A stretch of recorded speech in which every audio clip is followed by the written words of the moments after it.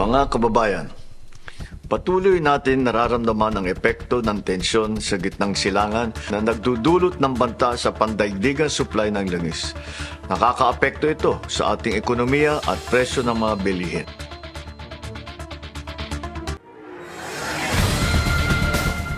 Nagbabadya na naman ang krisis sa langis dahil sa tensyon sa Middle East. Kaya naman ang pangako ng Pangulo, dagdag ayuda para sa mahihirap na pamilya. Pero sa dami ng iniinda ng mga Pilipino, sapat na kaya ang inihahandang tulong ng gobyerno? Bukod kasi sa produktong petrolyo ang singil sa kuryente, masakit na rin sa ulo. Ang unexplained charges pinasisilip ng ilang grupo sa Kongreso. Magandang gabi, ako si Willard Cheng. Ako naman si Erica Christensen. At ako si Corina Sanchez Rojas. Simulan na natin ang agenda. Bakit ang mahal pagsipa sa singil ng Meralco, pinutakte ng protesta? Mga realista na nawagan ng congressional probe. Isa pang mahal, presyo ng diesel. Posibleng tumaas sa 10 piso kada litro sa susunod na linggo. Dagdag ayuda para sa mahihirap, ikinasa ng palasyo. 3 sospek sa pagpatay sa tanyag na American marine biologist, arestado na. Bahay ni BNC Digital Head Marlon Ramos tinangkang sunugin. 21 anyos na sospek kaibigan ng anak ng mamamahayag. Former BCDA President at ngayon DPWH Secretary Vince Dizon, posible raw ipatawag ng NBI sa 2019 SEA Games probe. Epic comeback, Argentina pinataob ang England sa FIFA World Cup semifinal. At Heart Evangelista, inspirasyon daw ng couture and corruption TikTok series ng journalist sa Paris.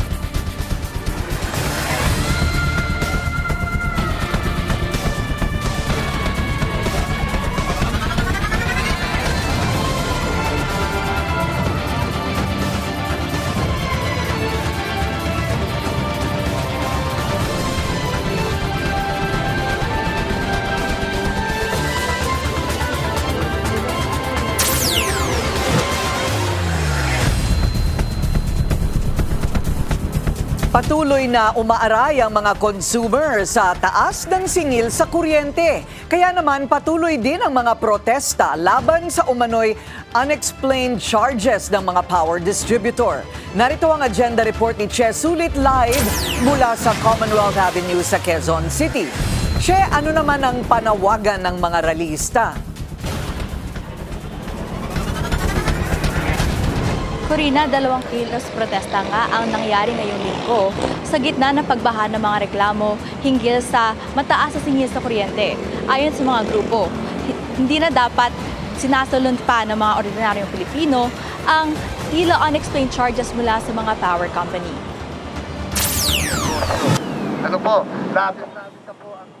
Itigil na ang pagpapasa sa mga consumer ng bigat ng pagsirit ng singil sa kuryente. Yan ang panawagan ng mga advocacy group na nagprotesta sa harap ng isang Meralco Business Center sa Quezon City. Muling nanawagan ang Akbayan, sentro ng mga nagkakaisa at progresibong manggagawa, kasama ang iba pang mga Meralco customer, na agarang aksyonan ng mga opisyal at otoridad ang mahal na singil sa kuryente. Hiling din ng mga grupo, palawigin na ang suspension sa service disconnection. Maraming pamilyang Pilipino pa kasi ang nahihirapang bayaran ang sinisingil ng mga distribution utility. Giit din nila, isulong na ang masusing investigasyon sa Kongreso. Dapat daw suriin ng mga mambabatas ang umano'y questionableng dagdag singil sa billing. Yung kuryente po ay isa sa mga main necessity po ng mga ordinaryong pamilyang Pilipino at nagbabayad po tayo ng napakalaki at hindi po dapat muli yung mga manggagawa natin yung pumapasa nito. Ito na ang ikalawang protestang isinagawa ngayong linggo. Noong Martes, naglunsad din ng demonstration ang Power for People Coalition, isang network ng mga grupong nagsusulong ng clean and affordable energy para sa lahat. The pass-through needs to be addressed. Okay? Yung reliance sa fossil fuel na pinapasa lang sa atin, decision ng mga korporasyon that puts in peril yung economic na kalagayan ng ating mga kababayan needs to really be addressed. Yun yung pinakasusi dito. Pinuntirya din ni Arances ang pagpalya ng mga power plant na nagdulot ng rotational brownout sa ilang bahagi ng bansa. Inimbestigahan na ito noong June 2021 sa panahon ni then Energy Secretary Alfonso Cusi. Ang the last administration ni Cusi are saying or alluding to na merong economic sabotage issue dito. So, those investigations need to be submitted and need to be transparent. Ano ba ang resulta ng lahat ng investigasyon na to? So, kaya natin nire-reiterate na dapat itaas yung penalty ng mga unplanned shutdowns na yan. Una nang sinabi ni ERC Chair Francis Saturnino Juan, expected nang dadami ang reklamo ng mga consumer dahil sa mataas na singil sa kuryente nitong mga nakaraang buwan. Paliwanag niya, posibleng ang nagtulak pataas sa electricity rates ang mas malakas na demand sa gitna ng limitadong power supply. Dagdag ni Juan, patuloy na minomonitor ng ERC ang electricity rates at ang mga pass-through cost ng sinisingil na distribution utilities sa mga consumer. Binigyang diin din niya, hindi lamang Meralco ang apektado, kundi mahigit 140 distribution utilities sa buong bansa. Nananawagan din ang akbayan, sentro at mga Meralco consumer ng mas matibay na proteksyon laban sa sobrang taas sa singil sa kuryente sa gitna ng idineklarang National Energy Emergency ng pamahalaan. Umaasa ang mga grupo sa tulong ng congressional probes, makakamit ang pananagutan. Maisusulong din ang makatarungang singil para sa mga consumer.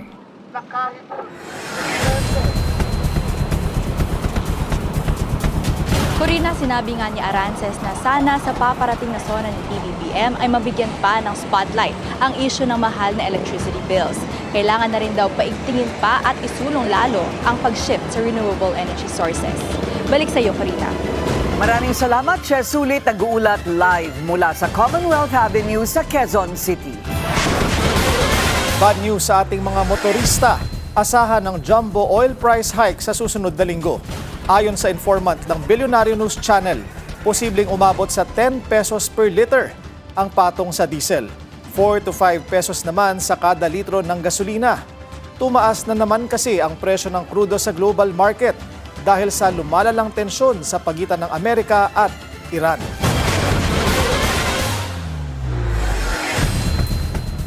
Dagdag ayuda para sa mahihirap ang ipamamahagi ng gobyerno sa harap ng pagtaas ng presyo ng langis dahil sa tensyon sa Middle East. Narito ang agenda report ni Ivy Reyes. May 2,000 pisong dagdag ayuda ang gobyerno para sa low-income families at mahihirap na Pilipino mula ngayong Hulyo. Mga kababayan, patuloy natin nararamdaman ang epekto ng tensyon sa gitnang silangan na nagdudulot ng banta sa pandaigdigang supply ng langis. Nakakaapekto ito sa ating ekonomiya at presyo ng mga bilihin. Mula sa itinayong Uplift Committee, magkakaroon na ng Uplift Assistance Program ayon kay PBBM at target daw nito ang most vulnerable sectors ng lipunan. Sa ilalim ng Uplift Assistance, magkakaroon ng one-time financial aid worth 2,000 pesos ang 4Ps at walang gutom beneficiaries ng DSWD. Ang low-income families naman, identified by the Social Security System, may 2,000 pesos ding ayuda kada buwan hanggang Disyembre. Pero, gaya ng sagot ng Malacanang noon, walang direktang programa at ayuda para sa middle-class families. Dahil ang pinakaapektadong sektor sa laylayan daw ang target ng gobyerno. Pinagkakasya lang din daw kasi ng pamahalaan ang pondo nito, kaya kailangang may i-prioritize na sector. Sakaling humaba pa ang tensyon sa Gulf region, hindi masagot ng palasyo sa ngayon kung handa ang pondo ng gobyerno na tugunan ang pangangailangan ng publiko. Pinag-aaralan pa raw ito ng Uplift Committee o ang piling miyembro ng gabinete na inatasang solusyonan ang epekto ng sigalot sa Middle East. Para sa agenda, Ivy Reyes, Billionaire News Channel. Nagpakawala ng panibagong missile strikes ang Amerika sa Iran sa utos ni US President Donald Trump. Ayon sa US Central Command, target ng opensiba ang defense, drone at missile facilities ng Tehran. Una nang nagbabala si Trump na magpapatuloy ang mga pag-atake hanggat di bumabalik ang Iran sa peace negotiations. Muling sumiklab ang tensyon ng atakihin umano ng Iran ang ilang commercial vessels sa Strait of Hormuz. They don't like what we're doing, and they do want to settle. We'll find out whether or not we settle with them or we just finish it off. I don't like giving deadlines, but they pretty much know. They know the story. They better behave. Nasa kote na ang 3 suspect sa pagpatay sa American marine biologist na si Dr. Kent Carpenter. Isa pa ang tinutugis ng mga pulis. Ang detalye sa agenda report ni Lade Cabagani. Arestado na ang 3 sa 4 na suspect sa pagpatay sa American marine biologist na si Dr. Kent Carpenter. Kinilala sila ng PNP sa mga alias na MO, JF at CD na naaresto Miyerkules ng gabi. Sa loob mismo ng kanyang bahay sa Sibulan, Negros Oriental, binaril si Carpenter. Sugatan naman ang kanyang live-in partner na isa ring person of interest sa kaso. Nung nag-backtrack po tayo as to what happened, ito po palang specifically suspect number 2 alias JF ay nagtrabaho po, did some work for the couple the past months. May pinagawa po. Accordingly, na pasok daw itong bahay na nakawan but they did not report it to the police na siguro parang akyat bahay or may nakuwang mga gamit before. So nagpagawa sila ng fence sa likodan na part. He was able to surveil o yung tignan, nakita siguro nila dalawa lang magkasama, may edad pa yung lalaki. That's the time siguro they came up with a plan. Sa kwento ng live-in partner ni Carpenter, sinaktan at hinalay daw siya ng isa sa mga suspect. Sa video na ito, mula sa Police Regional Office ng Negros Island Region, positibo niyang itinuro ang lalaking gumahasa umano sa kanya. Pumasok po sila and yung kanyang narrative corroborates the statement of the living partner. So pumasok po sila around 11:30. Agad pong itong si Elias MO binaril ang victim po natin, American. Then ito po naman si Elias JF. Yung the second one arrested. Dinala po sa kwarto, sa isang kwarto doon ang live-in partner. Well, allegedly she was raped or sexually assaulted. Ito nga pong pangatlo ay acted as the lookout. So, all indicators as of this time point to the fact na this is just a robbery gone wrong, diba? Hindi po, but we're still looking at all angles, tingnan po natin. But as of now, this points to the fact that this is not, the crime was not related or is not related to the occupation o yung trabaho po ng ating victim. Inaalam pa rin ng PNP kung ano ang pinakamotibo sa pamamaslang kay Carpenter. Maharap naman sa kasong robbery at homicide ang 3 nahuli, habang patuloy naman ang manhunt sa ika-4 na suspect na si alias Eden. Para sa agenda, Lade Cabagani, Billionaire News Channel. Muntik nang matupok ang bahay ni veteran journalist at BNC Digital Head Marlon Ramos. Kakilala ng pamilya ang suspect sa attempted arson. Narito ang agenda report ni Joash Malimban. Balot ng abo at sira-sira ang mga kagamitan sa kitchen at dining area ng bahay ni veteran journalist at BNC Digital Head Marlon Ramos nang bisitahin ng aming team kanina. Isang 21 anyos na lalaki ang naaresto matapos umanong subukang sunugin ang kanilang bahay. Sa pagkikwento ng security guard na si Jaman Puhol, pumasok ang suspect na si Juber Arina bandang 2:00 ng madaling araw. Kita sa CCTV na suot nito ang isang gray na hoodie at may dalang backpack. Nagpakilala raw itong kaibigan ng anak ni Marlon at nagsabing makikitulog sa kanilang bahay. Aminado ang security guard na nagkaroon siya ng lapse in judgment matapos pahintulutang pumasok ito nang hindi itinatawag sa mga Ramos. Ano po niya sa akin, makikitulog daw po. Ngayon po, hindi ko na po na, ang ano ko po doon, sir, hindi ko po na itawag po sa kanila bago ko po siya napapasok. Matapos ang mahigit 10 minuto, nakarinig si Marlon ng pagsabog mula sa kanilang kusina. Pagsilip niya, dito na raw tumambad ang malaking apoy. Kaya dali-dali niyang inilikas ang kanyang mag-ina at napilitan silang tumalon mula sa bintana ng ikalawang palapag. Bukas ko ng bintana, nakita ko sa baba, may apoy na dun sa kitchen namin. Kitang-kita na may apoy. Tapos, nung paglabas namin ng bintana, mainit na yung bubong. So sabi ko, mukhang malaki na yung apoy. So sigaw ako ng sigaw na sunog. Paulit-ulit, sunog-sunog.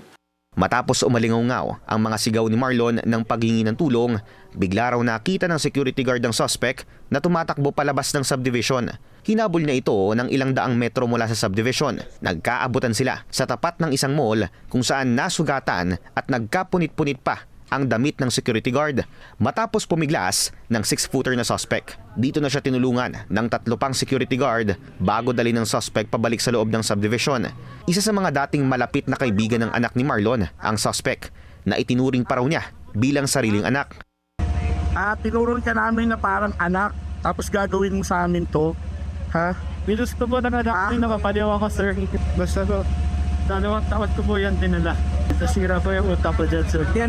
Huli kong kita o huling punta niya rito, hindi ako nagkakamali, mga 2 years ago. Pero before nun, madala siya rito. Nagbabasketball sila, nagte-tennis, tapos dito nanonood ng movie dito sa bahay. So, kaya nga sabi ko, parang anak yung turing ko sa kanya. Parang anak-anakan yung turing ko. Kwento ni Marlon, kaklase ito ng kanyang anak noong high school at 2 taon na raw mula nang huli nilang makita. Dati na rin daw nagpahiwatig ang kanyang anak na nilalayoan na nila ang suspect dahil tila kakaiba na raw ang mga post nito sa Facebook at iba na raw ang mga pananalita. Sabi nung anak ko, iniiwasan na nila si Juber. Iniiwasan na daw talaga nila si Juber. Hindi na nila minimit kasi kakaiba na daw mag-isip, kakaiba magsalita. Tapos napansin nila may kakaiba rin daw yung mga social media posts. Ganun. Kaya iniiwasan na nila. So matagal na daw nilang hindi nakikita yan. Sa paunang investigasyon ng BFP, na-recover sa CR ng Ramos residence ang isang martilyo na pinaghihinalaang ginamit ng suspect para makapasok ng bahay at ang backpack na nakitang suot nito pagpasok ng subdivision. Naabutan din naming nakapatong sa lamesa ang isang kutsilyong pagmay-ari rin umano ng suspect. Ito ang parehong armas na pinaghihinalaang ginamit para butasin ang gulong ng isa sa mga sasakyan ni Marlon bago ito pumasok ng bahay. At ang gas canister na pinaglagyan umano ng gasolinang sinilaban ng suspect. Hinala ni Marlon, copycat crime ito dahil sa sunod-sunod na violent crimes kung saan sangkot ang mga kabataan. Isang bagay na posible rin daw imbestigahan ng BFP lalo na't gamer din ang suspect ayon sa ina nito. Like po ngayon, di ba, sa mga schools natin, sir, may nangyaring incident. Ang nangyayari po ngayon, parang ang daming gumagaya. Ang dami pong mga threat ngayon sa mga school na may gagawin ganito. Sa initial findings ng BFP, aabot sa mahigit 150,000 pesos ang estimated damages sa Ramos residence. Pansamantala rin daw ibibigay sa PNP custody ang suspect habang ongoing ang investigasyon. Para sa Agenda, Joash Malimban, Billionaire News Channel. Sinalakay ng mga otoridad ang isang lihim at organisadong horse fighting derby sa Davao Occidental. Isang barangay official umano ang mastermind ng pasugalan. Ang detalye sa Agenda Report ni Remus Masakero.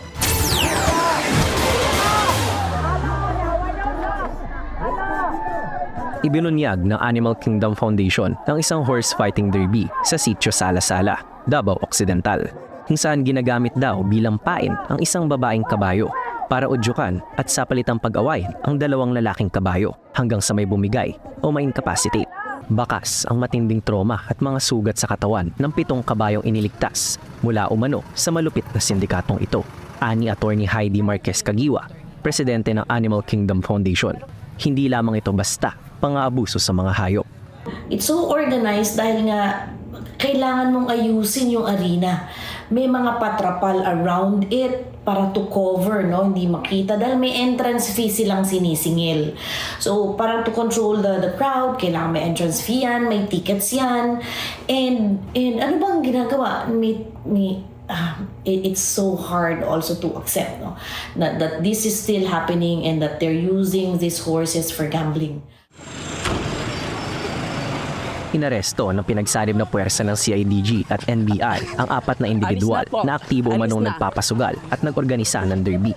Kinumpiska rin ng mga operatiba ang nasa 1.2 million pesos na halaga ng gambling paraphernalia at mga cash na pusta. Tumakas at kasalukuyang pinaghahanap ngayon ang mismong leader ng Taghoy Buga Promotions at kapitan ng Barangay Buka na si Nestofel Ebardo Yap Tiwo alias Janjan. Nakita pa umano ang kapitan na nakasuot ng promotional t-shirt at personal na pinapatakbo ang derby bago ito nakatakas. Ayon sa NBI, patong-patong na kaso ang isasampa laban sa mga nahuling sospek at sa kapitan na tinutugis pa. Bukod po dun sa violation ng Animal Welfare Act, kakasuhan din po natin sila ng PD 1602 para dun sa kanilang gambling activities. At saka may tinitingnan din po tayo dito kasi naka-advertise ito sa social media. So in relation to sa cybercrime. Ang kalunos-lunos na sinapit ng mga kabayong ito ay salamin ng walang awang pagsasamantala sa mga inosenteng hayop, mapamaliit man o malaki, para lamang sa kasakiman ng ilan.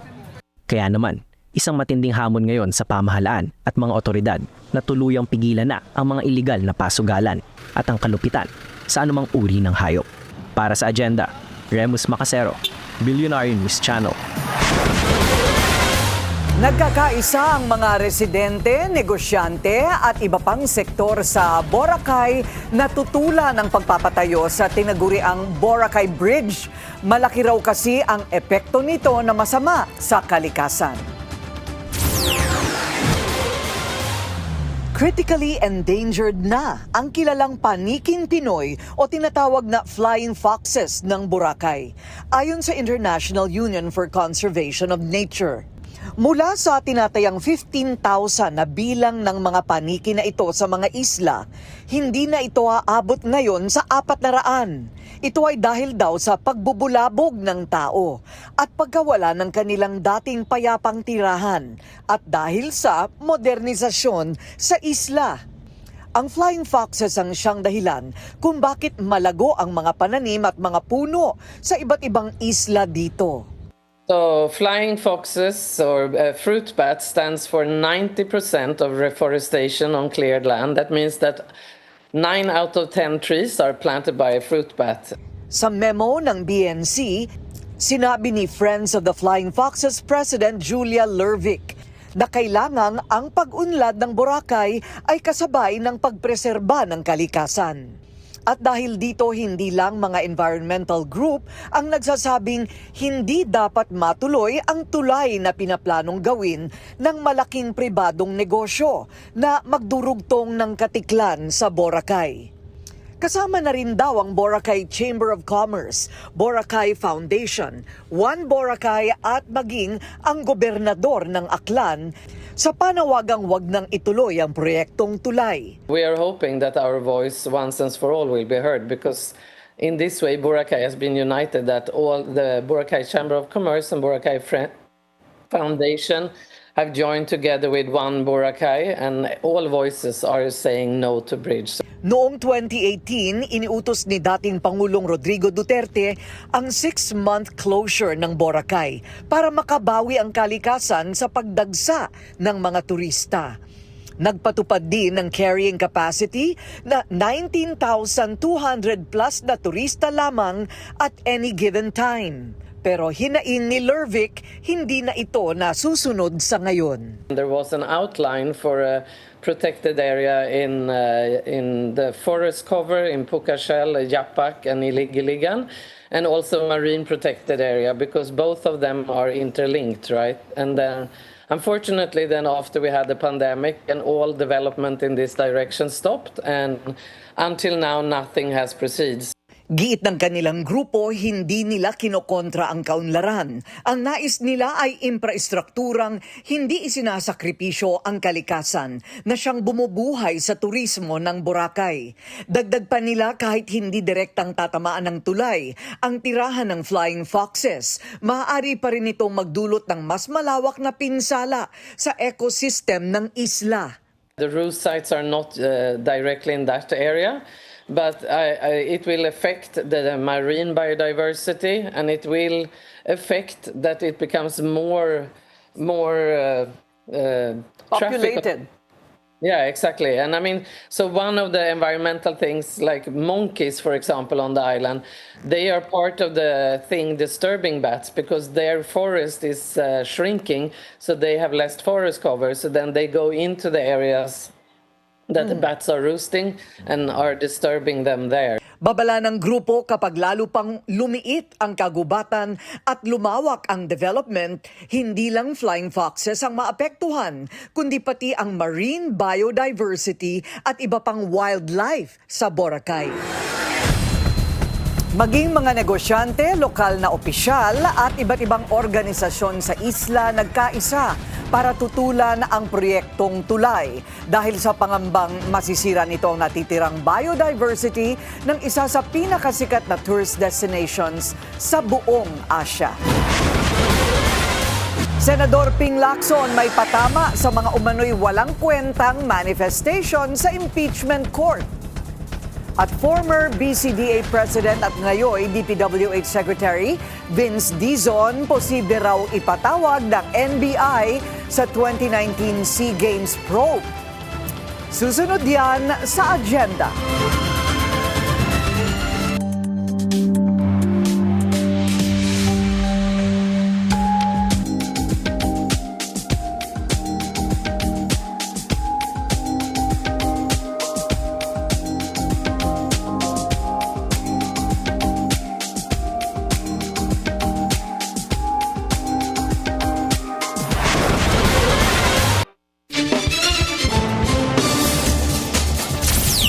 Traffic check muna tayo ngayong Webes. Sa Marcos Highway, SM Marikina, moderate ang daloy ng mga sasakyan sa eastbound lane at mabilis naman ang westbound lane. Bukas daw ang impeachment court sa mga concern ng Cayetano siblings tungkol sa SEA Games probe ng NBI. Pero para sa ilang senador, hindi raw dapat sinasayang ang oras sa mga reklamong walang kaugnayan sa paglilitis kay VP Sara. Narito ang agenda report ni Hannah T. Walang ibang pagkakataon o venue para maglahad ang mga senator judge ng ilang concerns nila. Kaya bukas daw ang Senate Impeachment Court sa mga manifestation sa loob ng paglilitis.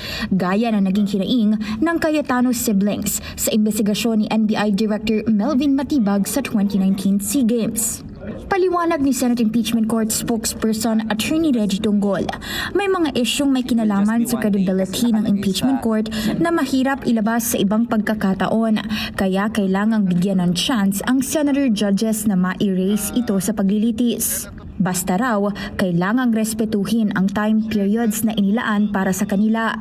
As you have seen the actions of the presiding officer, he is pretty consistent in ruling about these kinds of statements, both from the parties at saka doon sa mga senator judges. Bumungad kasi sa Day 6 ng trial ni VP Sara ang concern ni na Senator Judge Robin Padilla at Alan Peter Cayetano pagdating sa timing ng investigasyon ni Matibag sa 2019 SEA Games Sports Complex sa Tarlac na humantong sa palitan ng pananaw ng ilang senator judge. Si Cayetano ang naging chairperson ng organizing body nito. Una na rin nangamba si Senator Judge Alan sa paunang hiling ni Matibag pagdating sa kanyang scheduled appearance sa trial. Maaari raw kasi itong magdulot na masamang imahe sa Senate Impeachment Court dahil nagmumukha raw ang korte pa ang nag-a-adjust para sa isang testigo.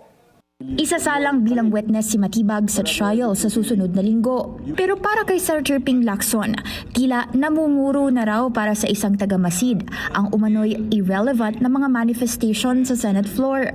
May naging biro raw kasi ang kapwa Senator Judge niya na kung pwede ay mag-move to divide the House tuwing naiinis ito sa manifestations na walang kinalaman sa trial. Malamang din daw ikinatuwa ng mga nasa Senate Gallery ang motion para i-adjourn ang trial tuwing naiinis sila sa mga ganitong manifestation. Si Matibag na ang huling witness para sa pagtalakay ng grave threats and inciting to sedition allegations laban kay VP Sara. Susundan niya ng pagtalakay sa umano'y misuse of confidential funds ng OVP.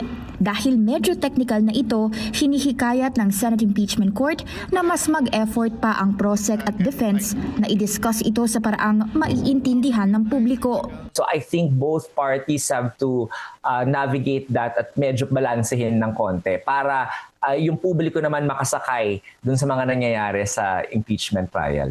Aabangan din sa susunod na linggo kung ipapasabpina na ba ang financial records ni VP Sara na posibleng idaan sa botohan ng senator judges bilang bahagi ng reklamo sa kanya umanong unexplained wealth.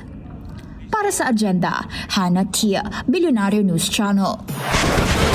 Maaring maging gabay sa desisyon ng Senate Impeachment Court ang nangyari sa impeachment trial ni dating Chief Justice Renato Corona kung papayagan ni PBBM na ilabas ang tax records ni VP Sara. Ayon kay Impeachment Court spokesperson Reggie Tonggol, Sa Corona trial kasi, sinabpina ng korte si nooy BIR Commissioner Kim Henares para isumite ang tax records ng dating Chief Justice. Sa Lunes pa magpapasya ang impeachment court sa hiling ng House Prosecution na ipasabpina ang financial records ng pangalawang Pangulo. And then that time si Commissioner Kim Henares naghingi siya ng permiso sa presidente at ang rason niya ay President Noynoy, meron po akong sabpina dito, bigyan niyo po ako ng permiso kasi pag hindi po ako nagdala ng dokumento doon, mako-contempt of court po ako. At kapag wala naman akong permiso mula sa inyo, ako naman ay pwedeng kasuhan ng criminal case under Section 270 ng National Internal Revenue Code o ng Tax Code. Kaya para po wala akong liability, hihingi po ako sa inyo ng permiso ayon sa Section 71 naman ng Tax Code na pinapayagan. Nanindigan ang prosecution team na walang kaugnayan ng impeachment trial ni VP Sara sa mga kasong kinakaharap ng ilang senador sa minorya. Yan ang agenda report ni Isaiah Mirafuentes ng Abante. Tila unti-unting nalalaga sa mga nasa minorya ng Senado. Kaya naman sa kanyang manifestation sa ika-6 na araw ng impeachment trial, naglabas ng agam-agam si Senator Robin Padilla tungkol sa mga investigasyon at kasong kinaharap ng mga kaalyado. Pero ang sagot ng prosekusyon, wala pong script ito of conspiracy. No? Wala pong Operation Romanov against the senator judges who are not part of the majority bloc. Para sa bayan lang to, para sa katotohanan. Ang sigurado raw, naglipa na ang trolls sa panahon ng paglilitis at pinalalabas sa taong bayan na talo na ang prosekusyon. So tinitira na kami mga prosecutors kung ano-ano na. No? Merong rapist, merong communist, merong sa amin. Wag lang nila ako tirahin kasi magko-confess na ako. Marami talaga akong kasalanan. You don't need to make tira me. Ito ay laban ng katotohanan at laban ng fake news. Kaya nga po hinihikayat natin yung mga kababayan natin na subaybayan ang impeachment trial nang sa ganun ay hindi sila mapepeke. Inaasahang sa Lunes magkakaalaman na kung mabubuksan ba ang tax at bank records ni VP Sara. Umaasa ang prosekusyon na papanigan sila ng senator judges. Uy, defensive sila. May tinatago. Parang gano'n lang. Nandito na tayo sa impeachment trial. Trial of the century. Ilatag na po natin lahat. Sa susunod na linggo, huling testigo na ang ihaharap ng prosekusyon para sa Article 4 o kaugnay sa grave threats. Si NBI Director Melvin Matibag ang huling alas ng prosekusyon na mas kaabang-abang daw dahil may mga pasabog. Matapos niyan, bubuksan na ang paglilitis para sa confidential funds na mas mahaba at mas mabusisi. Para sa agenda, Isaiah Mirafuentes, Abante. Sang-ayon ng Malacanang na hindi panggigipit ang 2019 SEA Games probe ng NBI. May mensahe rin ng palasyo sa magkapatid na Cayetano. Ang detalye sa agenda report ni Ivy Reyes. Kung walang katatakutan, bakit mag-react? Yan ang mensahe ng Malacanang sa magkapatid na senator judges na sina Alan Peter Cayetano at Pia Cayetano. Tumindig ang palasyo sa likod ng NBI na ngayon iimbestigahan ang umano'y irregularidad sa Southeast Asian Games Sports Complex sa Clark, Tarlac noong 2019 kung kailan nagsilbi si Senator Alan bilang organizing committee head. So hindi dapat magkaroon ng reaksyon na dahil iimbestigahan lamang ay sila ay iisa-isahin na. Kapag ganun kasi ang mga pananaw, dapat siguro, sana, ay hindi dahil maaari silang pag-isipan na kayo ba'y guilty. Hindi raw intimidation na matatawag ang investigasyon dahil trabaho ng NBI ang hindi tulugan at isawalang bahala ang mga dapat imbestigahan. Sa pagkwestiyon ni Cayetano sa timing ng investigasyon, June 15 pa raw nakipagpulong si NBI Director Melvin Matibag sa mga opisyal ng Clark City para sa itatayong NBI Academy dito.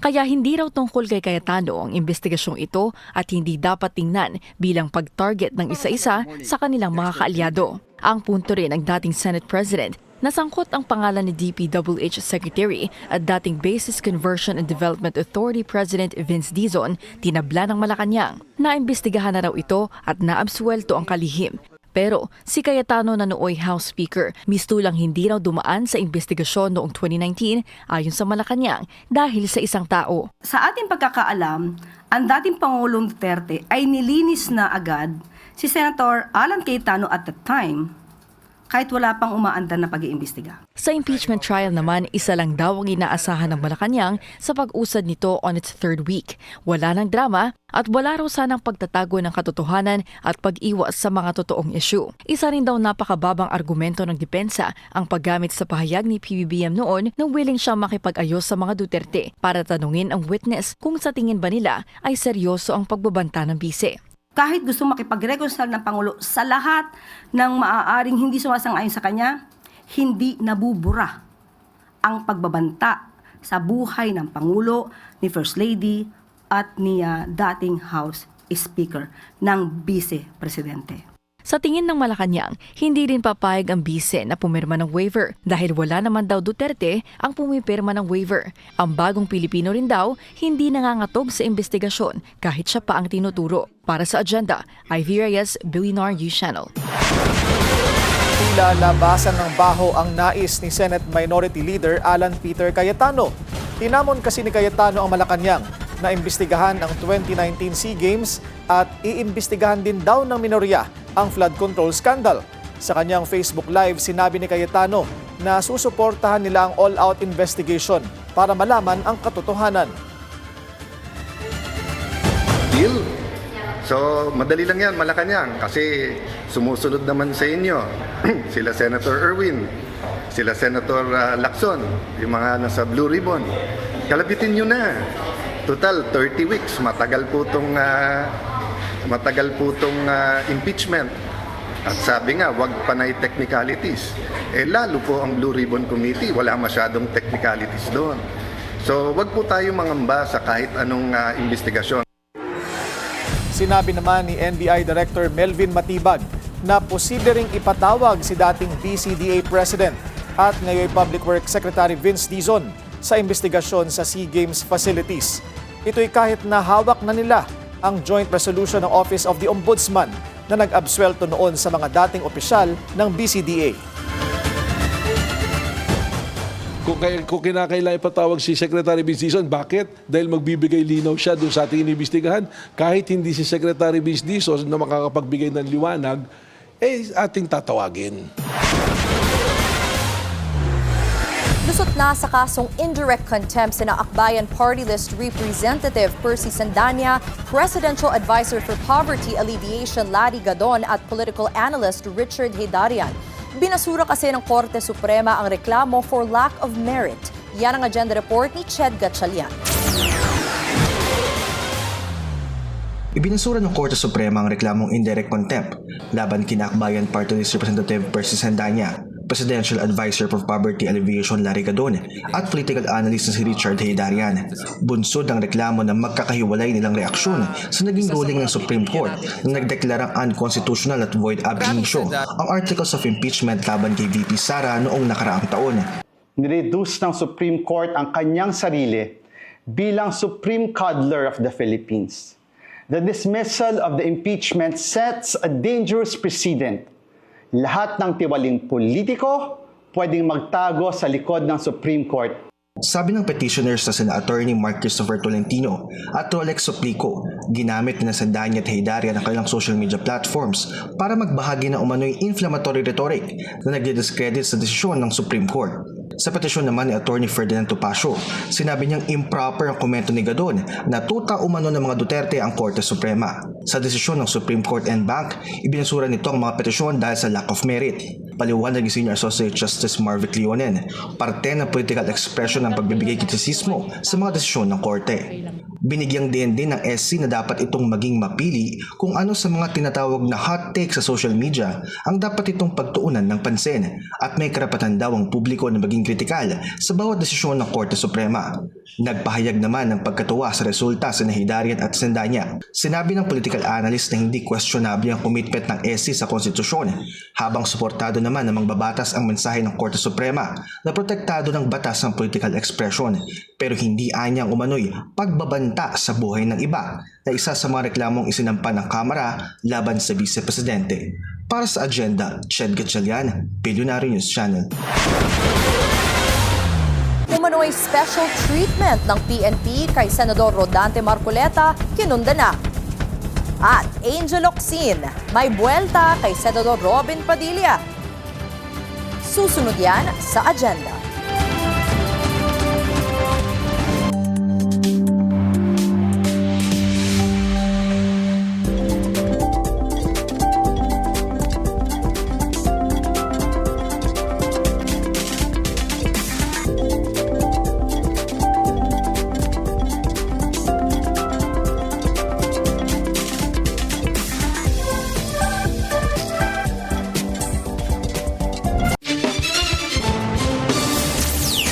Traffic check ulit tayo. Sa Elliptical Road, mabagal ang daloy ng mga sasakyan papasok ng Commonwealth Avenue. Mabilis naman ang kabilang lane. No special treatment. Yan ang pangako ng BJMP habang nakakulong si Senador Rodante Marcoleta sa New Quezon City Jail sa Payatas. Narito ang agenda report ni Joan Manalo. Kinundina ng isang progresibong grupo ang umano'y special treatment ng PNP kay Senator Rodante Marcoleta. Matapos itong arestuhin sa kasong plunder at nanatili ng 9 na araw sa kustodiya ng PNP General Hospital sa Camp Crame dahil sa mga iniindaan niya nitong sakit kabilang na ang mild pneumonia. Sa isang pahayag, sinabi ng grupong Spark o Samahan ng Progresibong Kabataan na sa kabila ng mga sintomas ng isang communicable disease, hinayaan pa rin daw ng PNP-CIDG na bisitahin ni Vice President Sara Duterte at Senator Robin Padilla si Marcoleta. Wala na rin daw dahilan para patagalin pa ang paggulong ng mga pagdinig ni Marcoleta sa Sandigan Bayan dahil mismong PNP na anya nagsabing fit to travel na ito. Kahapon ay pinag-utos na ni Sandigan Bayan 3rd Division Chairperson Associate Justice Carl Miranda ang paglilipat kustudiya ni Marcoleta mula sa PNP-CIDG papunta sa BJMP na siyang in charge sa New Quezon City Jail male dormitory sa Payatas. Kasunod nito, nanindigan si BJMP spokesperson J. Rex Bustinera na walang magiging special treatment kay Marcoleta sa loob ng kulungan. As far as the BJMP is concerned, una, we have set policies na, formal policies, na kapag nag-violate ang aming mga tauhan doon, ay talagang mananagot, kakasuhan namin sila. And part of that is the standard operating procedures for the treatment of all PDL. And if there are any reports or allegations, kami welcome, pwede po kayo pumunta mismo dito sa aming headquarters para magbigay ng ebidensya o magreklamo at iimbestigahan namin yan at paparusahan namin. At bagamat kailangan munang ihiwalay si Marcoleta sa ibang mga PDL, normal na selda pa rin ang paglalagyan sa senador. Mas malapit lang daw ito sa infirmary dahil classified si Marcoleta bilang person with comorbidities. So I would like to emphasize na it's still a holding cell. It's a cell. Selda rin po siya and together with other PDL na may mga sakit. Pero hindi po siya hinahalo kasi of course ayaw din naman natin makompromise ang sakit. Tanging pamilya, legal counsel at mga doktor lang din ni Marcoleta ang maaaring bumisita sa kanya sa kulungan. Personal ring in-inspeksyon ni Miranda at ng iba pang mahestrado ng Sandigan Bayan 3rd Division ang jail facility kung saan sinamahan silang mag-ikot ni Jail Superintendent Maria Lourdes Pasion. Dito ay pinakita ang magiging pansamantalang kulungan ni Marcoleta habang sasailalim ito sa 1 linggong isolation dahil kagagaling lamang na senador mula sa mild pneumonia. Ililipat din si Marcoleta kasama ang general population pagkatapos ng 1 linggong isolation ayon sa BJMP. They found it sufficient enough. Pinakita naman namin kung saan gusto pumunta ng mga bisita natin. Pumunta sila mismo sa infirmary, yung consultation room na nakita natin. Consultation room ng doktor, facilities na medical laboratory. Kasi meron po tayong in-house diagnostic laboratory for contagious disease such as tuberculosis. Inutos ng korte ang pagpapalipat kay Marcoleta matapos lumabas sa pagsusuri ng UP Philippine General Hospital na wala nang iniindang karamdaman ang senador na nangangailangan pa ng patuloy na hospital confinement. Ikinutuwa naman ito ng grupong Spark na nanindigang hindi matatakasan ni Marcoleta ang kanyang pananagutan sa mga akusasyon laban sa kanya. Nararapat din anyang ikulong ang senador sa Quezon City Jail kung saan nakadetina ang mga kapwa-akusadong sina former Congressman Mike Defensor at mga negosyanteng sina Aristotel Viray at Joseph Espiritu. Para sa Agenda, Joan Manalo, Billionaire News Channel. Matapos ang balasahan sa DOH, pagre-repaso naman sa mga programa at prioridad ng ahensya ang tinututukan ngayon ng bagong kalihim na si Dr. Jose Britanio Pujalte Jr. Ang detalye sa Agenda Report ni Pierre Pastor. Kasabay ng pagpasok ni Dr. Jose Britanio Pujalte Jr. sa DOH ang revamp sa ahensya. Isang realignment of leadership para sa ikalalakas daw ng health services sa bansa. Sa ilalim ng Department Order 2026-4726, binigyan ng interim assignments ang mga opisyal para magpatuloy ang normal operations ng DOH. Kabilang dito ang Central Office, Centers for Health Development at piling operating units. Kasama rin sa mga apektado ng balasahan ay ang mga umano'y bata ni resigned Health Secretary Ted Herbosa na sina Yusek Albert Domingo at Director Tina Marasigan. Ito ay habang isinasagawa raw ang review sa mga prioridad at programa. Layon din itong palakasin ang koordinasyon sa iba't ibang sangay ng ahensya.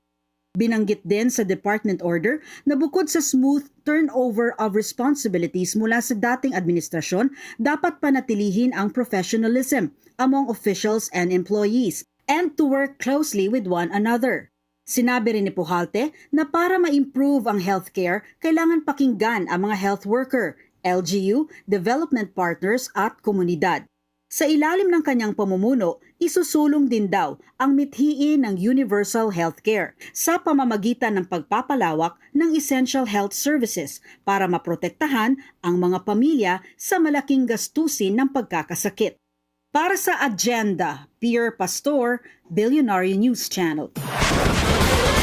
Imbis na matakot, ginawang lecture ng Japan Coast Guard ang naging pagsalubong nila sa barko ng China sa West Philippine Sea. Bitbit nila yan sa kanilang 4-day port visit sa Pilipinas. Ang detalye sa Agenda Report ni Andrea Salve.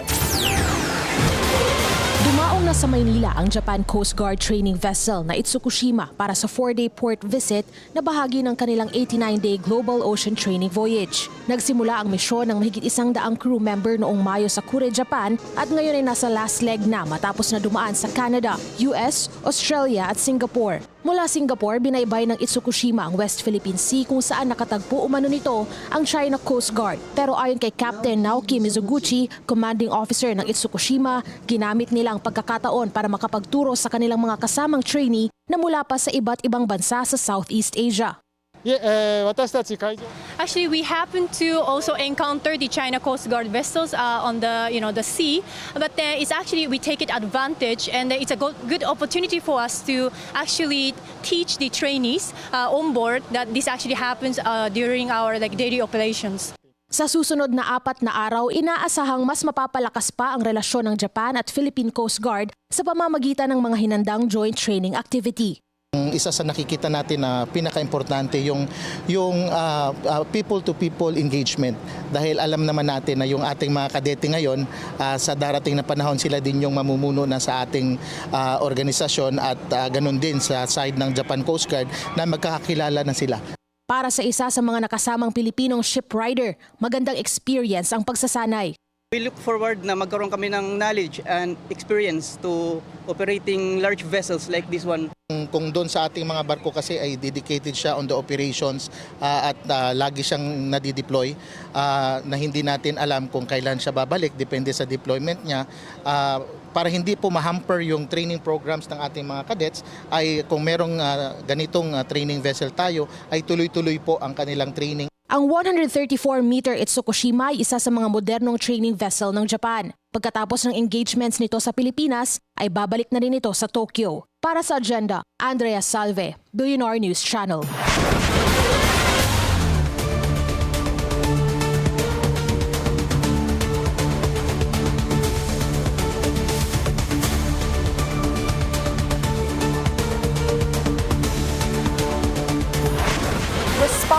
mining exists. Yan ang paninindigan ng DENR sa gitna ng pagtutol ng ilang grupo sa pagmimina sa Palawan na anilay nakakasira daw sa kalikasan. Narito ang agenda report ni Mike Carazon. Walang responsible mining sa Pilipinas. Yan ang paninindigan ng Alyansa Tigil Mina o ATM sa paglilinaw ng mga mining companies na responsable silang nagmimina sa kabila ng mga paratang na sinisira nila ang kalikasan.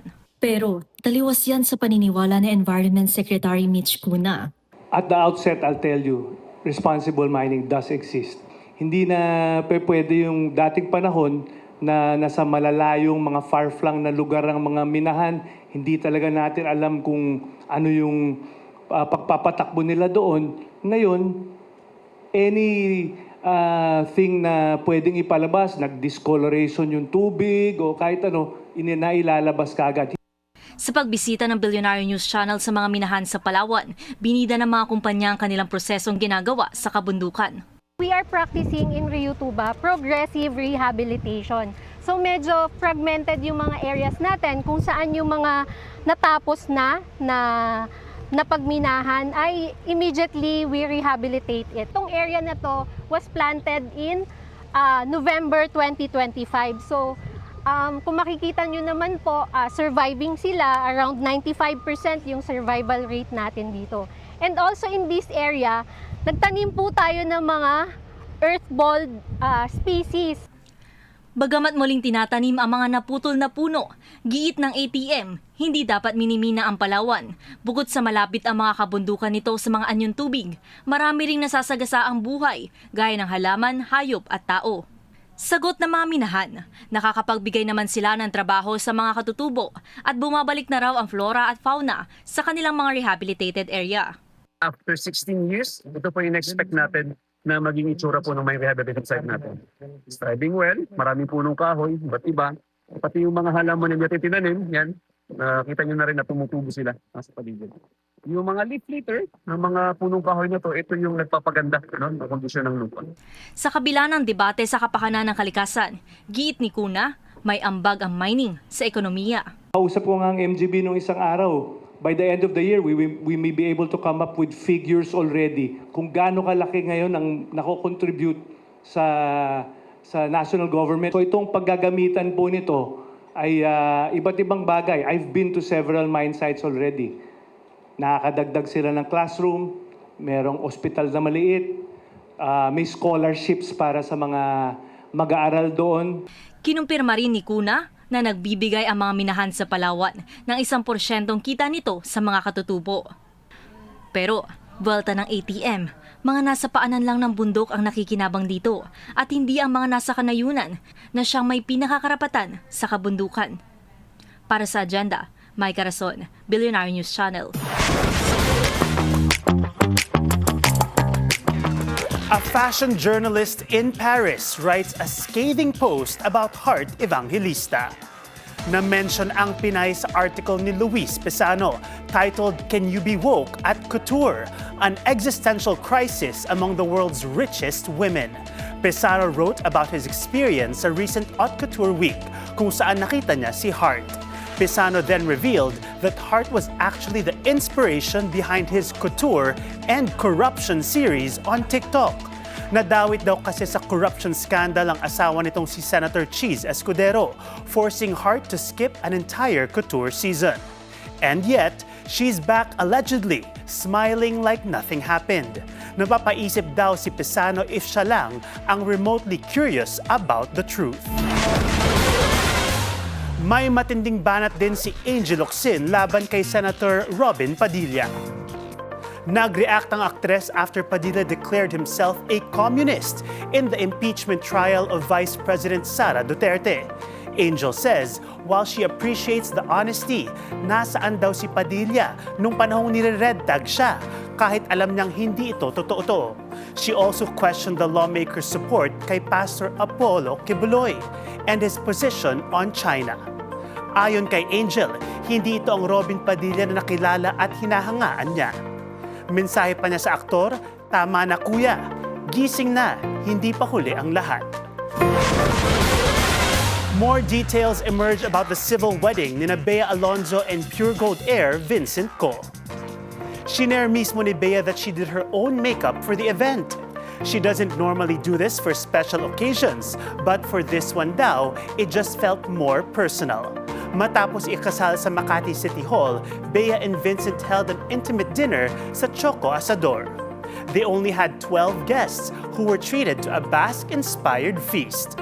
Kabilang sa mga dumalo ang business partners ni Bea and visual artist Pete Rich.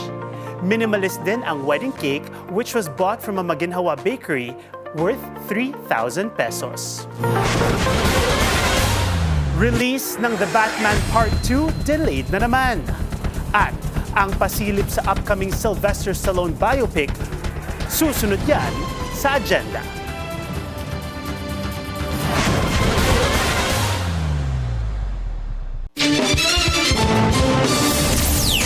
Isa pang traffic check yung Thursday rush hour. Sa EDSA Orense, bumper to bumper ang mga sasakyan sa southbound lane.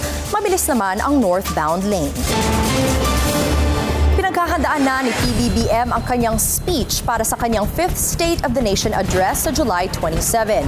Ayon sa Malacanang, bahagi ng paghahanda at pakikipag-usap ng Pangulo sa mga pinuno ng bawat ahensya. Pero hindi muna dinetalya ng palasyo kung ano ang nilalaman ng kanyang magiging talumpati. Ang paghahanda, ito naman ay kumbaga since 2022 ay pinaghahandaan naman po ito, taon-taon naman po. At ganun pa rin po ang paghahanda ng Office of the President patungkol po dyan. Nang tanungin kung iimbitahan ba si VP Sara sa SONA, sinabi ni Yusek Claire Castro na ang Kamara ang nag-iimbita sa mga bisita. Naghahanda na rin ang House of Representatives para sa SONA ng Pangulo. Kanina nakipagpulong ang Kamara sa mga miyembro ng media para sa maayos na coverage. Sa susunod na Huwebes, July 23, isa sa ilalim na sa lockdown ng Kamara para sa paghahanda ng seguridad. Tulad ng mga nauna ng SONA, hindi raw ganoon kagarbo ang SONA ngayong taon. Parang tinon down actually yung pagdating sa mga preparations more as to guests, tsaka yung, ang alam ko, tone down yung preparations namin. Pagdating sa, yung expenditures and everything, dahil din sa crisis na nangyayari. Pauwi na ng bansa si PBBM, bitbit ang mga bagong investment mula sa kanyang working visit sa Singapore. Nakasentro ang mga kasunduan sa healthcare, digital infrastructure at mga proyekto sa AI. Nakapulong din ng Pangulo ang mga kumpanyang Singtel, Temasek at Ayala Group bago ang kanyang pag-uwi. Matagumpay at produktibo ang working visit ni Pangulong Ferdinand R. Marcos Jr. sa Singapore. Baon ng Pangulo sa pagbalik na, mamayang gabi ang iba't ibang investment sa larangan ng kalusugan at digital infrastructure sa Pilipinas. Transparency ang iisang panawagan pero magkaiba ang dahilan. Habang itinutulak ng House Prosecution ang pagbubukas ng financial records ni VP Sara para patunayan ang umano'y unexplained wealth niya. Naniniwala naman ang isang political analyst na mahalaga rin ito para maging patas ang paglilitis para sa prosekusyon man o sa depensa. Magkaiba man ang legal na pananaw sa issue ng financial documents ni VP Sara. Pareho ang posisyon ng dalawang eksperto na dapat payagan ng impeachment court ang paglalabas ng bank, AMLAC at BIR records ni VP Sara. Sa memo ng BNC, sinabi ng House Prosecution Panel spokesperson na si Attorney Benjamin Tolosa Jr. na mahalaga ang mga dokumentong ito para mapatunayan ang aligasyon ng unexplained wealth. Sang-ayon dito ang political analyst na si Professor Froilan Calilong. For you, what is your opinion about how important that, all of this becomes public, yung tax, bank records, AMLAC ni Vice President Sara? Oh, well, unang-una, there's good reason for it. There's strong basis for it. No? Tulad ho ng pinaliwanag ni Kong Shell Jokno kahapon, wala hong rason para hindi ito payagan. No? Dahil dito natin makikita yung buong katotohanan with respect to the assets and net worth of the Vice President, which goes into the meat of the charge for unexplained wealth. I agree naman doon sa binabanggit ni Congressman Shao Jokno yesterday as to why we really need to know about these things. In fact, we are in an impeachment court now. So it works both ways. It could be in favor also of the prosecution, and it may also be in favor of the defense.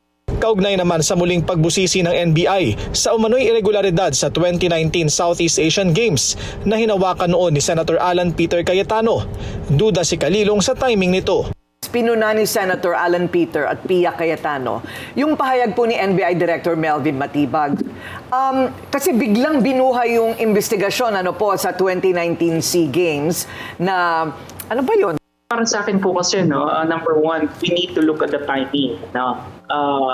Ako, I really would agree with Senator Alan Peter Cayetano that the timing here is, I think, quite suspect. Para naman kay Attorney Tolosa, hindi dapat ito makaapekto sa testimonya ni Matibag sa impeachment trial ni VP Sara. I think this is a matter that could be properly addressed by Director Matibag himself. But in any case, we will still present him as our witness on Monday. Tapos, Tuesday, dahil yan na yung susunod na hearing date for presentation of witness.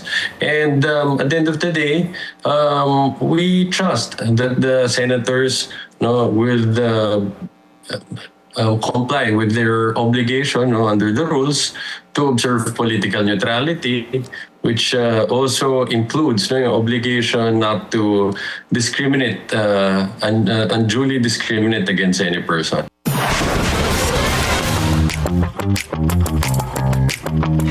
Ever wonder how Sylvester Stallone became Rocky Balboa?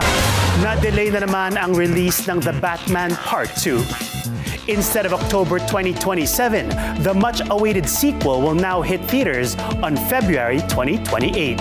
In-announce din ito mismo ng direktor na si Matt Reeves as he shared the first camera test footage ng pagbabalik ni Robert Pattinson as the Dark Knight. Kasama rin sa pelikula ang MCU stars na sina Scarlett Johansson and Sebastian Stan. 2022 nang nilabas ang unang film which became a blockbuster hit. Ayon kay DC Studios co-chief James Gunn, normal lang for big-budget titles to have such lengthy gaps before a sequel is released. Kim Kardashian flexes the newest addition to her luxury car collection.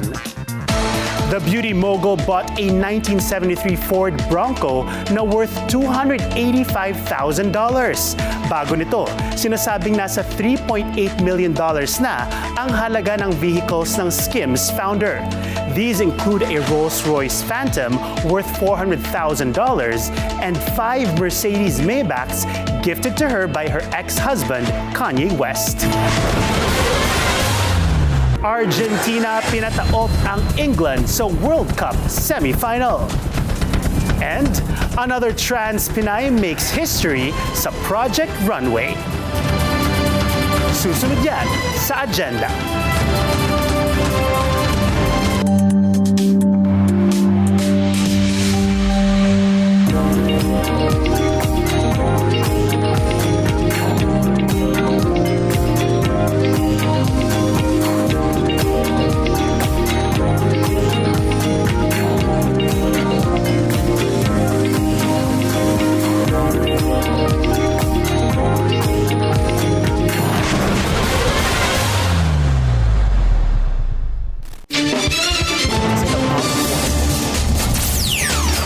Traffic check ulit tayo sa EDSA Wide Plains. Light to moderate ang daloy ng mga sasakyan sa north and southbound lanes. Update naman tayo sa lagay ng panahon mula sa ating ka-weather, BNC resident meteorologist Benison Estareja. Benison? Corina, naging mainit sa maraming lugar kanina at tanging mga thunderstorms lamang ang bumagsak sa ilang probinsya dahil sa high pressure area po yan sa silangan ng Luzon. Kabaliktaran ng low pressure area, associated ang high pressure sa kakaunting ulap at maaraw na panahon. Ang high pressure area din ang pumipigil sa ngayon para lumakas ang southwest monsoon or hanging habagat na kasalukuyang nasa may dulong hilagang Luzon. Ayon sa Pag-asa, patuloy na iihip ang mahinang habagat hanggang weekend at posibleng magpaulan dito sa may Ilocos Region, Zambales at mga kalapit na lugar. Habang sa ibang parte ng bansa, either maaliwalas o bahagyang maulap pa rin ang kalangitan na may saglit na pag-ulan. Sabi din ng Pag-asa, bagamat may namataan na low pressure area far east of Mindanao, wala pang aasahang bagyo na papasok ng PAR hanggang this weekend. However, bago matapos ng Hulyo, posible pa rin po ang isang bagyo. Sa weather forecast ng Pag-asa bukas, July 17, araw po ng Biyernes, may tsansa ng may hilang ulan sa Bicol Region pagsapit po ng madaling araw, habang magiging maaraw pa rin sa buong Luzon mula umaga hanggang tanghali. Sa hapon, may tsansa naman ng pagkulimlim sa may Northern and Central Luzon at may aasahan lamang na isolated thunderstorms lalo na sa may Ilocos Region, Cordillera Region, mga probinsya ng Cagayan, Nueva Ecija at Nueva Vizcaya. Habang sa gabi, mababawasan na uli ang mga pag-ulan sa Northern and Central Luzon. Sa mga nasa Palawan, Visayas at Mindanao bukas, either magiging maaraw din o makulimlim na may saglitang ulan sa inyong lugar. Sa umaga, posible po ang isolated light rains sa may Eastern Samar, Central Visayas at dito rin po sa paligid ng Moro Gulf sa may Zamboanga, Sibugay. Habang sa pagitan ng alas 2 at alas 7 ng gabi, ihanda na po ang inyong payong dyan sa Mindanao dahil posible naman ang mga saglit na thunderstorms, lalo na sa Maguindanao del Sur, Bukidnon, Agusan del Sur, Surigao del Sur at malaking bahagi pa ng Soc-Sabgen and Davao Region. Minsan may thunderstorms po dyan. Wala naman itong kinalaman sa anumang bagyo o LPA. At yan muna napapanahong balita ngayong Webes. Ako po inyong ka-weather Benson Estareja na nagsasabing ang swerte darating sa tamang panahon.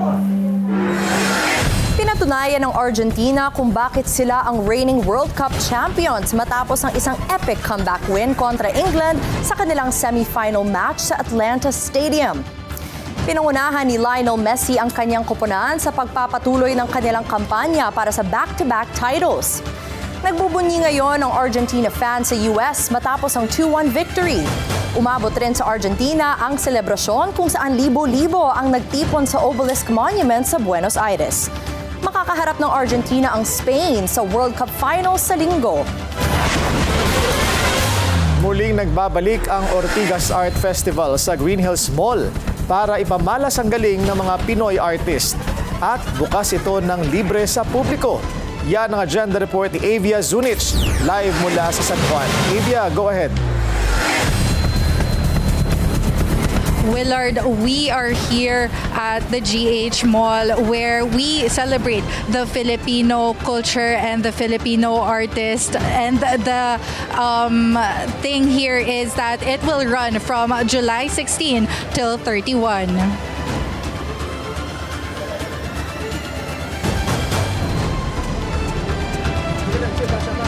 With the theme Elevate, this year's festival shines the spotlight on both established and emerging Filipino artists while making art more accessible to the public. Visitors can explore a wide range of works from paintings and photography to film, all free of charge. Among the highlights were the works of national artists and Virgilio Almario and the late Salvador Bernal, along with installations by Juni, known as the father of Philippine installation art. The opening ceremony was led by San Juan Vice Mayor Angelo AAA Agcaoli, Ortigas Mall Vice President Rene Bacani, the festival curators and representatives from the CCP and FDCP. When we support our artists, we celebrate not only their talent, but also the identity, aspirations, and spirit of our beloved nation. May this festival continue to inspire fresh ideas, meaningful dialogue, and lasting connections. More importantly, may it encourage more Filipinos to embrace the arts, not only as a form of expression, but as a powerful force that enriches lives, builds communities, and shapes a better future for us all. With 24 featured artists in this year's edition and the festival now in its 9th year, the Ortigas Art Festival continues its mission of bringing art, culture, and creativity closer to every Filipino. Willard? Maraming salamat. Avia Zunich nag-uulat ng live mula sa GH Mall sa San Juan.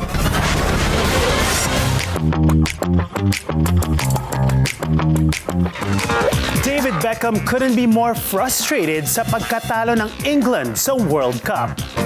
The former soccer star was visibly sad and disappointed nang manood live sa semifinal.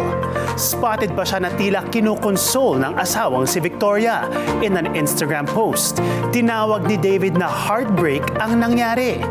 But at the same time, memories din daw ito that inspire and last forever. He also thanked the team, the fans, and England itself for what they have given in this World Cup.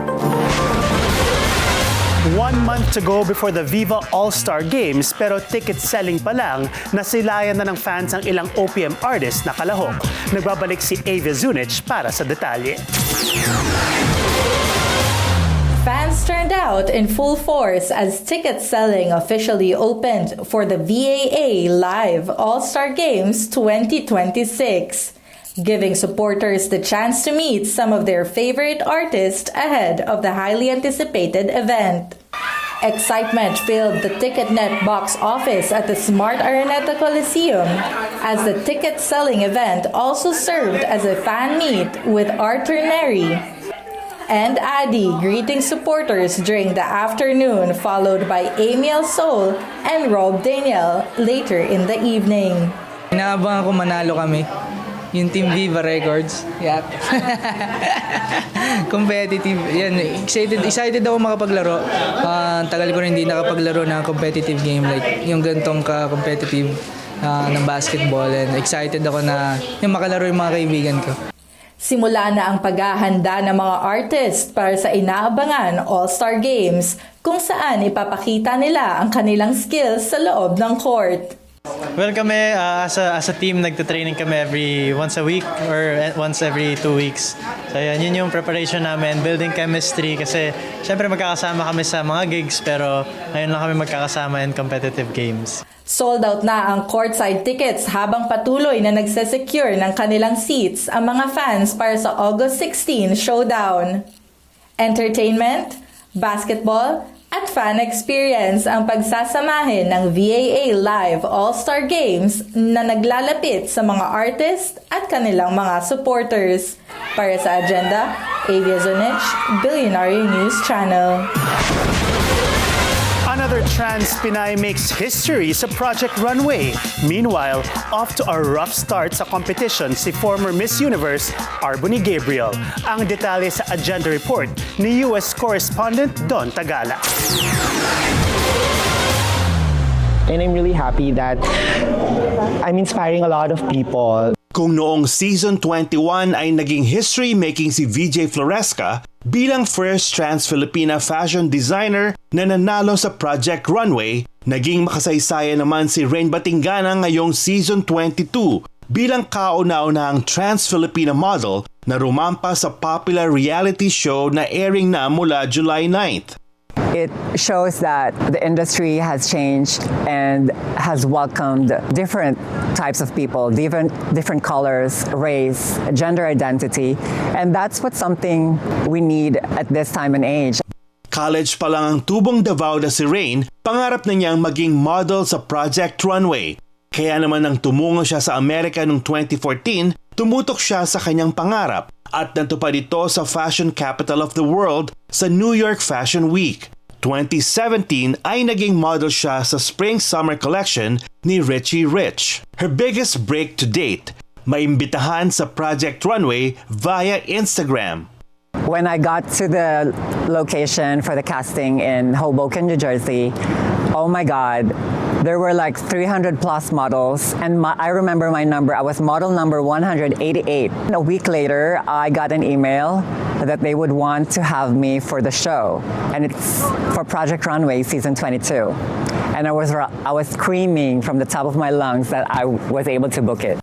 Para kay Rain, si VJ Floresca ang nagbigay daan para sa mga kapwa niya trans sisters na makilala rin sa Project Runway. Sa show, laking gulat ni Rain nang ipartner siya sa designer na si Yang Yang Zhu na nakatrabaho na niya noon. I was shocked. We were both screaming. We were jumping for joy because we knew each other. At syempre kasama rin sa Season 22 bilang isa sa designers ang PhilAm Miss Universe 2022 na si Arbony Gabriel. Matapos irampa ang kanyang design, napasama ang fashion designer turned beauty queen sa bottom 8 kung saan 6 sa kanila ang matatanggal. That denim design that I love so much got me in the bottom. Judges were not impressed. Not gonna lie, I was doubting the decision I made. Pero todo pa rin ang suporta ni Rain sa kanyang iniidolong beauty queen. I'm rooting for her and I really want the best for her because she's got it. Para sa Agenda, Don Tagala, Billionaire News Channel, New York. Ayan, para maiba-iba naman ang pinag-uusapan natin. Hindi ba? Fashion naman. Yeah. Or, Good luck sa mga Pinoys, I di ba? know, right? Project Oo. Runway. Ang Pinoy talaga, everywhere you go, mas pinapansin na tayo ngayon, ano? Yes. That's true. Oo nga. Pero, minsan paniki ang pinag-uusapan natin. no, I'm glad that during times like this, walang impeachment trial, we get a chance to talk about and highlight things na hindi natin napapansin. Just like what's happening in Boracay, yung flying foxes na yan. Imagine from 15,000 population now down to less than 400. So the flying foxes are not really foxes, right? No, they Okay. look like foxes. Yeah. They're but bats. they're bats. Okay. Right. Oo. So So they are- paniking Pinoy. So they're classified as endangered species already. Yes, oo. Because Ito ba yung mga malalaki? merong malalaki pero nawawala na yung malalaki. Ang mga natitira ngayon yung mga ganyan kalaki. And only 400 of them. Used to be 15,000. Pero tama naman yun, hindi ba? I mean, not at the expense, modernization, but not at the expense of Our nature. Mother Nature. Yeah. Mother Nature. Oo. Alam nyo, ang pinakamalaking banta sa kalikasan natin, hindi yung bagyo or or lindol eh. Ito yung tao. Mga tao. Kapabayaan natin. Yes. Totoo. At kung minsan, nililindol tayo dahil din sa atin. I think, Totoo. baka No, that's pinaparusahan tayo. Yes. Di ba? I fully agree. And even climate change is caused by pollution. Yes. Oo, ayun. Kaya eye-opener yung episode talaga natin sa Memo this morning. Kasi hindi talaga, kumbaga, kontrabida ang mga paniki. Kasi sa mga cartoons and Correct. pelikula, di ba, kinatatakutan ng mga bats. Excuse me, may Batman na, no? Pero mas may silbi pa sila sa tao minsan. Yes, totoo yan. Kaya sila pa nagtatanim ng puno para sa All atin. species, they have a purpose kasi it's a whole ecosystem eh. If may mawalang isang species, wala na. Lutay-lutay na yung buong ecosystem. So what diba? can Boracay do to help this? Well, Or what they're is there a doing now, situation? no, I was surprised Yeah. because it was unclear kung matutuloy pa yung gusto nilang mag-build ng bridge Okay. from Caticlan to the main island. And that means, wow, hordes are going to go into the Yes. island and make a mess of it, di ba? So, ang sabi ni Julia, all of the NGOs and even local government, including the governor of Aklan, is against the bridge. Yes. Oo, pero sabi nga ni Julia, experience niya, preno muna ngayon, pag wala nang pumapansin, biglang, ayan Matutuloy na. Matutuloy na. And for me, that's part of the Boracay experience, that little boat ride that you take from, diba, so point A to point B. That's part of the Boracay experience, so let's not mess it up. Exactly. Oo, sana, tignan natin. Abangan. Patuloy nating babantayan. Oo. You know what? Lastly, can I just say after all this, parang even if we are responsible for diminishing our environment, it's also our responsibility to restore it. Diba? Yes. Tayo din. We are also the solution. Okay. We are the problem but also the solution. Bibigyan kita bukas ng mga yung itatanim mo. Okay, Oo. magsimula Go. tayo Magsimula dyan. ka Total, sa nanalo din naman bakuran. tayo ng award dyan, di ba? Kala ko, Oo. kala ko Ikaw pa tumanggap, ha? Kala ko plane ticket sa Boracay ang bibigay ni Corina. Pwede rin, para ma-follow up yan. Bakit? Ako na lang ang pupunta. Bakit ba? Baka kailangan mo ng assistant. Taga-bit-bit na maleta. Basta may pera yung maleta. Okay. I-relate. At yan ang ating agenda ngayong gabi. Ako si Willard Cheng. Ako naman si Erica Christensen. Ako naman si Raymond Gutierrez, and for more news and features, visit our official website, bnc.ph. At ako si Corina Sanchez Rojas. Sa bawat issue may anggulo. At ang balita may agenda.